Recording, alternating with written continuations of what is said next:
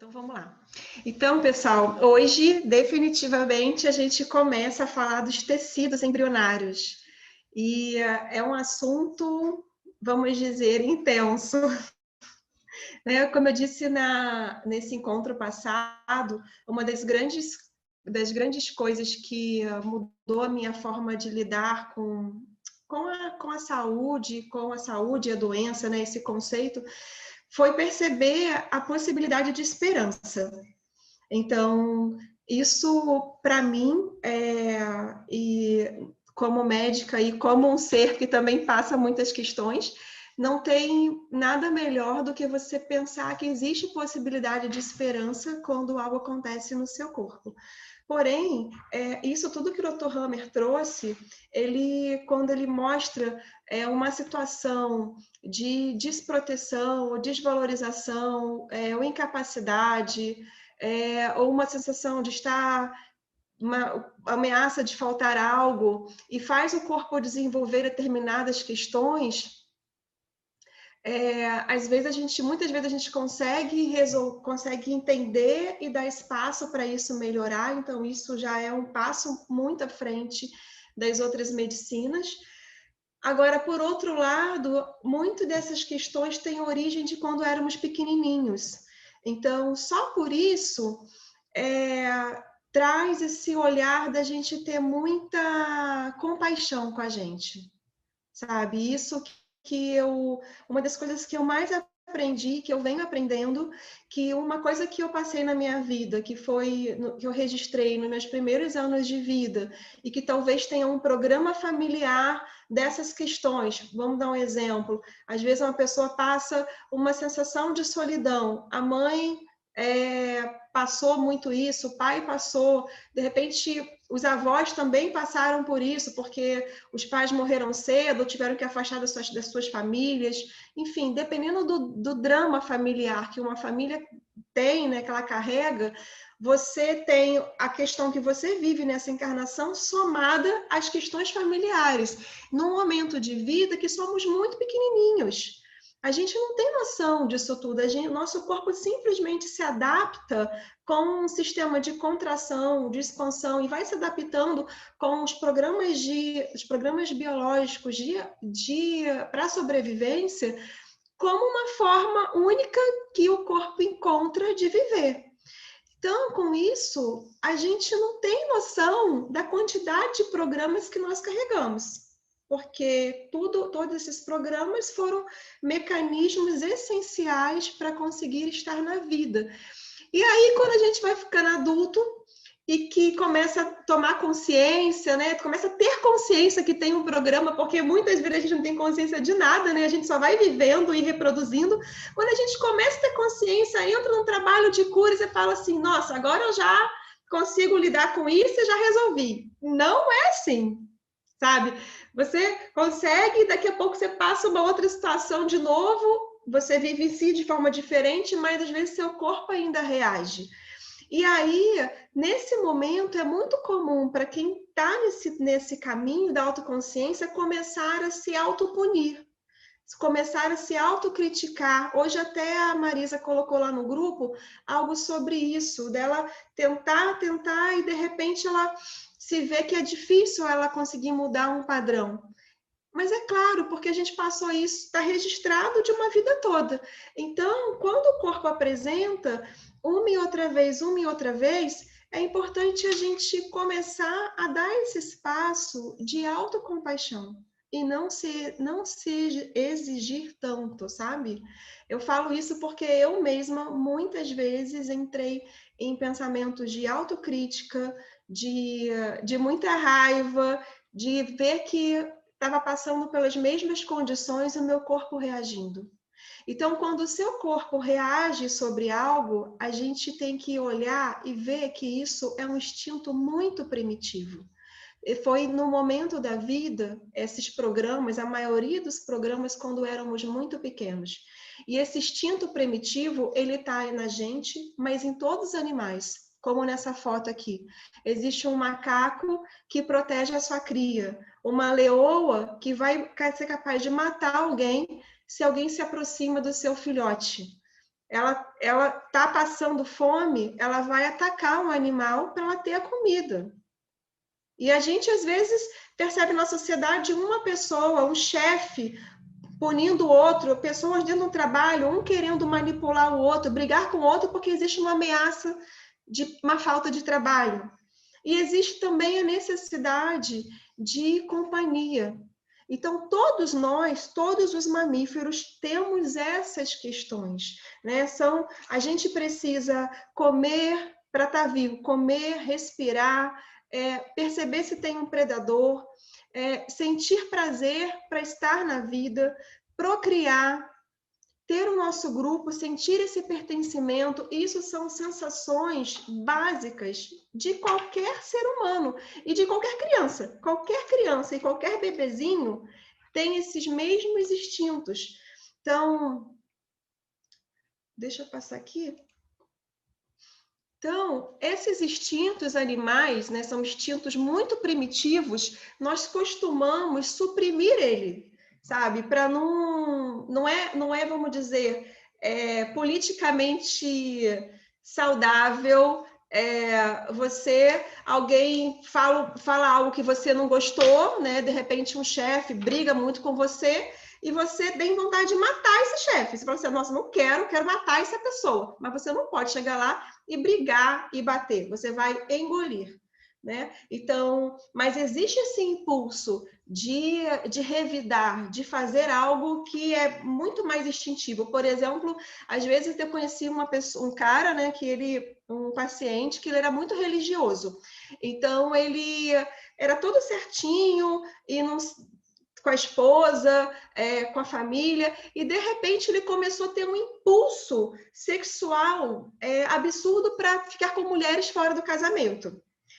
E isso para ele foi uma questão assim que ele se punia, entrava na culpa, mas não conseguia resistir. E aí, quando a gente vai olhar, é esse impulso muito animal, é o impulso sexual, né? No caso dele, ele tinha tanta repressão que esse impulso sexual, eu vou passar aqui e depois eu volto para ali para vocês não ficarem lendo, né?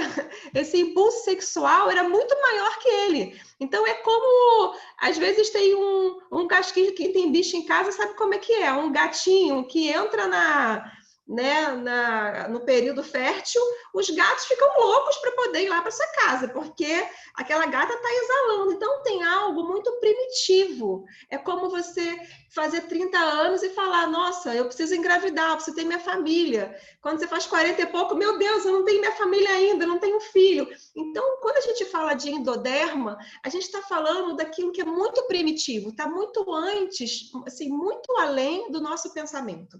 São coisas instintivas, sabe? E isso é importante, a gente compreender bem isso, tanto para si mesmo, quanto quando você é terapeuta e vai cuidar de outra pessoa. Porque quando a questão se trata de algo instintivo, por exemplo, faltar comida, questão de engravidar, se tem um asma, pode faltar o ar, ou vivo situações que não dá para respirar naquela situação. Então, coisas que são muito primitivas, eu não vou ter como ajudar uma pessoa fazendo ela entender pela mente. Então, a pessoa está passando fome, não adianta falar, olha, como é que é para você sentir isso, essa falta? Não adianta, eu tenho que dar comida.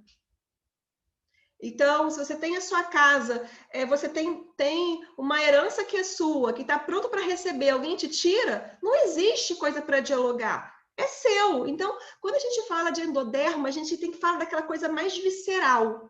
O meu instinto realmente animal. Aquilo que eu faço sem passar pela minha cabeça, sabe? O que eu vou brigar mesmo. Eu vou brigar para manter o que é meu. Então, eu vou brigar se eu tiver com falta de ar, é como uma pessoa que está tentando se estar no mar, está com risco de se afogar, ela vai brigar para ela sair da água. Ela não pensa, ela age. É o instinto. E aí, por exemplo, uma coisa que eu estava até comentando outro dia com a Pri, né? Falei para ela sobre a questão do carnaval, que aí é a minha visão, não tem nada a ver com o Dr. Hammer, isso não. Mas assim, no carnaval, pelo menos aqui no Rio, e eu acredito que em muitos lugares, né? É muito tem muitas pessoas que esperam chegar ao carnaval para soltar todas as coisas, né? Bota homem, se veste de mulher e faz tudo que ele quer. A mulher sai com todos os homens, né? Tem relação sexual com todo mundo, como se assim, no carnaval é tudo permitido. Então, assim, eu não sinto culpa, porque no carnaval pode tudo. Eu tô abençoada e protegida pelo carnaval, né?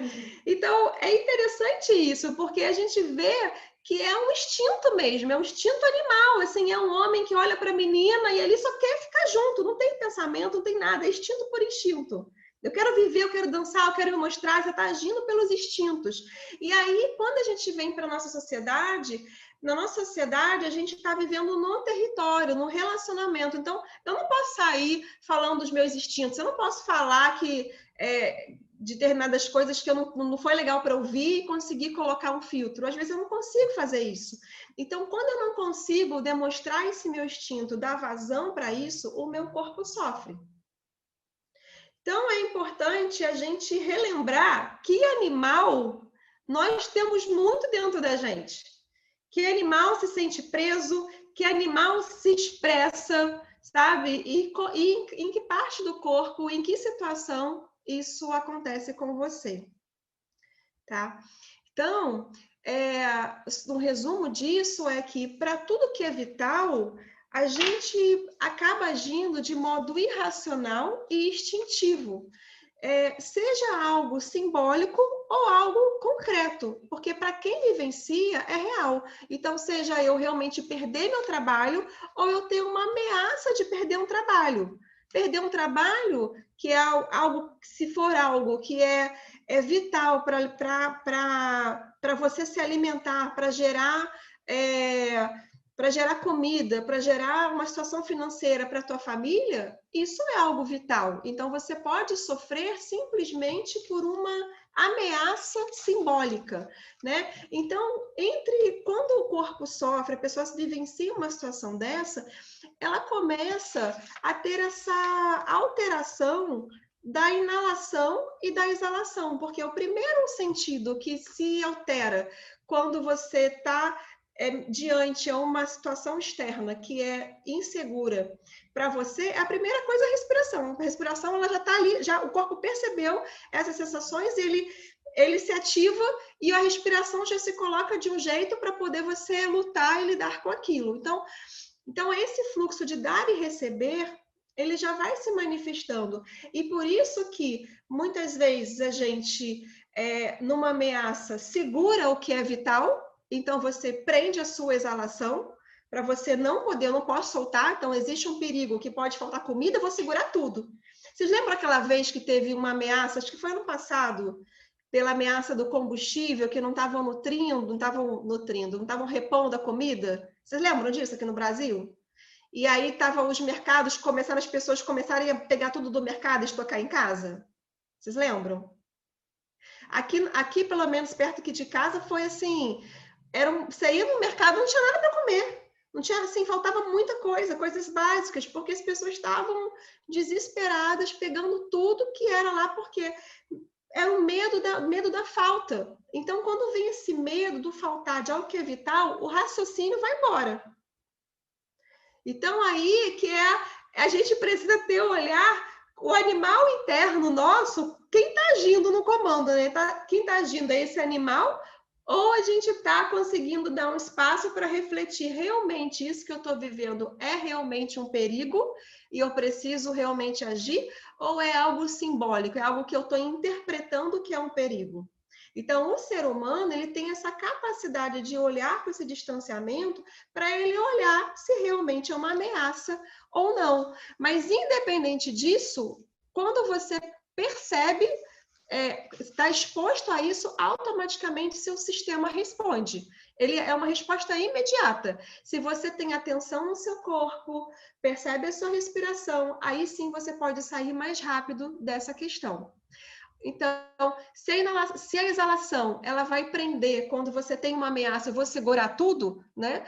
Ou se é um perigo, se existe algo que é uma ameaça que eu preciso sair logo, eu comi algo que é algo uma toxina, ou eu estou numa relação que é uma relação muito tóxica, eu quero sair logo disso, porque eu preciso manter a minha vida, né? Então eu posso exalar também forçado e vou querer logo inalar logo de novo, né? Tá até trocado aqui em cima. Então, muito antes da gente pensar, o nosso corpo já reagiu. Então, eu vou pedir para vocês observar agora como que está a sua respiração e a gente vai fazer o exercício das 20 conectadas. A maioria de vocês, eu acredito que já conhece. Quem não sabe fazer, são 4 respirações profundas.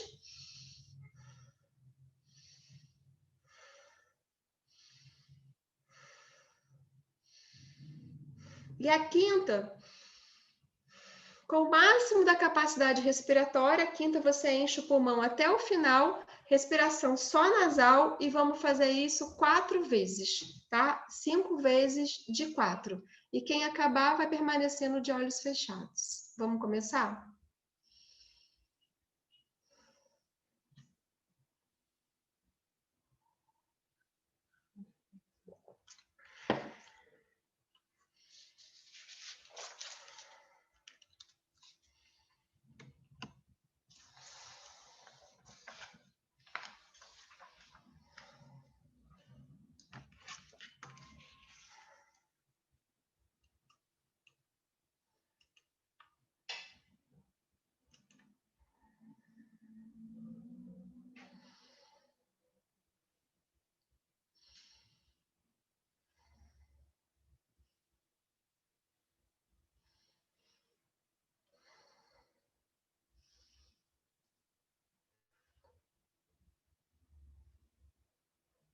Isso, quem acabar, permanece de olhos fechados. Quem já tiver acabado e não tiver feito, pode fechar os olhos agora. Percebe todo o seu corpo. O que é vital para você? Sua casa, seu trabalho, seu relacionamento com a família ou com o parceiro, seu filho, um bicho de estimação. Visualize os setores da sua vida. Alguns podem ter mais importância e outros menos. Qual deles mais lhe impacta? Qual a sua preocupação constante? Qual deles você não pode nem pensar em faltar? Porque daí teria a sensação de que sua vida poderia acabar. Observe as sensações do corpo em detalhes ou emoção e o que acontece na sua respiração. Agora dê um pouco mais de distanciamento e perceba o que é essencial para você nessas questões. Se sua escolha foi trabalho, você pode se perguntar: o que é essencial nesse trabalho? É o dinheiro? É manter os relacionamentos? Ter um reconhecimento? Um sentido de vida? Se de repente você tivesse que sair do trabalho, o que mais teria medo de perder? De 0 a 10, que número daria? Inala grande, solta. Se foi relacionamento, olhe para suas relações mais próximas. Dentre elas, escolha uma, ou a que seja mais importante e mais presente em sua vida. Essa relação te traz relaxamento ou tensão? que esse relacionamento lhe proporciona? Companhia, preenchimento de um vazio, alegria, segurança. Se esse relacionamento lhe faltar, qual o primeiro pensamento e sentimento que vem?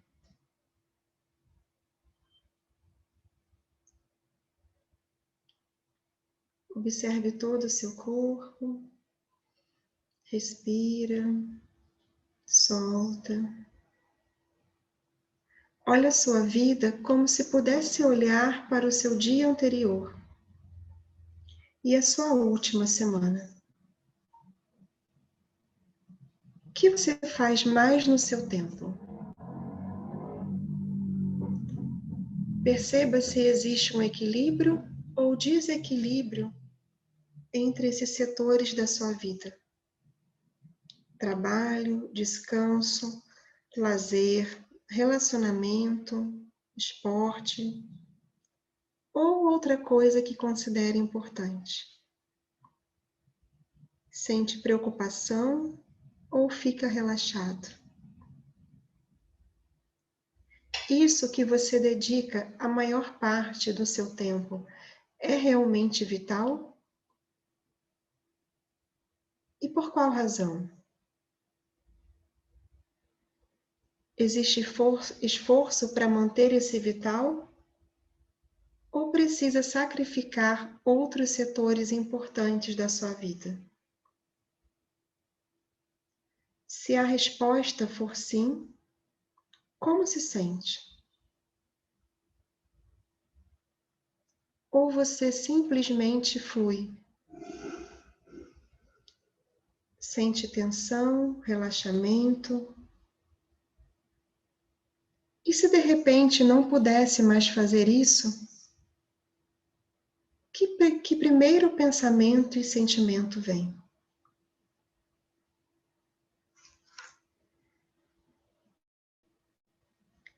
É importante se tornar consciente do que é vital para você e se alinhar na sua vida com isso. Torne-se consciente das emoções, pensamentos e sensações físicas. Pode ser que você tenha sintomas por estar dedicando seu tempo em algo que não é vital. Ou você pode estar relaxado, feliz e saudável por sentir que está no fluxo da sua vida. Observe a sua vida como um túnel na sua frente, onde existem muitas coisas para acontecer. Se você tivesse apenas um dia de vida, o que seria importante para você? Se fosse 10 dias, o que seria? Se fosse um mês, o que você não poderia abrir mão? Se fossem 6 meses, um ano, 5 anos, 10 anos, 30 anos, em que você dedicaria a maior parte do seu tempo? O que é realmente vital para você? Inala grande, solta. E no seu tempo, pode abrir os olhos.